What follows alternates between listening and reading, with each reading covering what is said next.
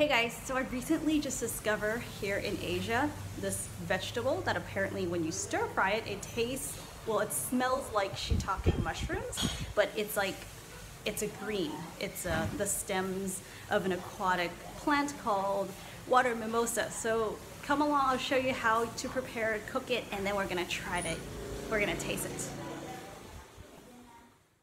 Water mimosa, it's actually quite a beautiful plant when they are growing in the water, usually in bodies of water, more calm waters, ponds. And you can see that these white spongy looking things are actually the air conducting tissues that grow only around the stems that are in the water, because these tissues actually is what gives the stems buoyancy so that they can float above water.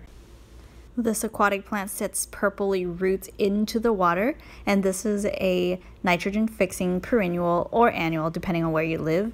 Places with colder winters, you would have to take cuttings or harvest the plants, set it in your indoor aquarium until the spring or when the pond warms up outside, then you can take them back out.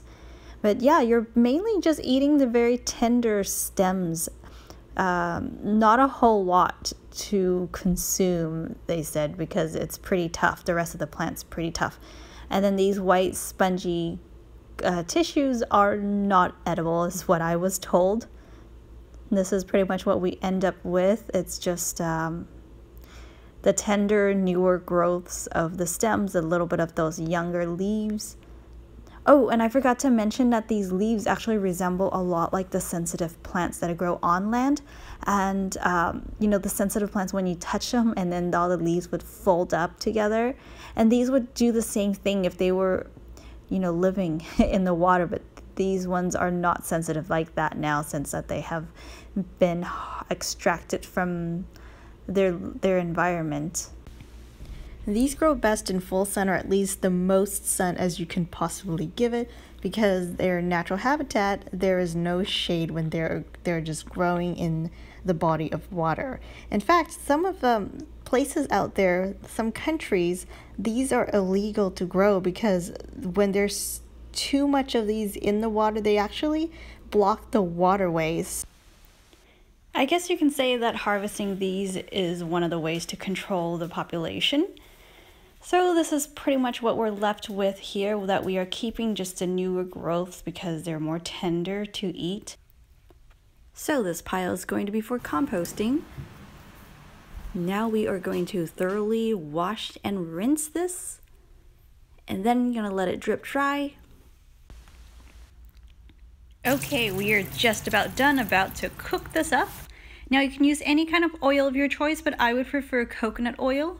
And looks like my aunt here, this very fine chef, just added some fish sauce and sugar to flavor it, which is a very common ingredient for flavoring your foods in Vietnamese cuisine, but especially in the South, they prefer food a little sweeter than the North.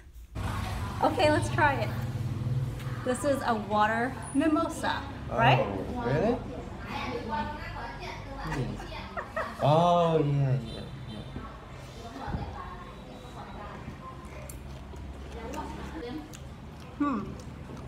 Interesting texture.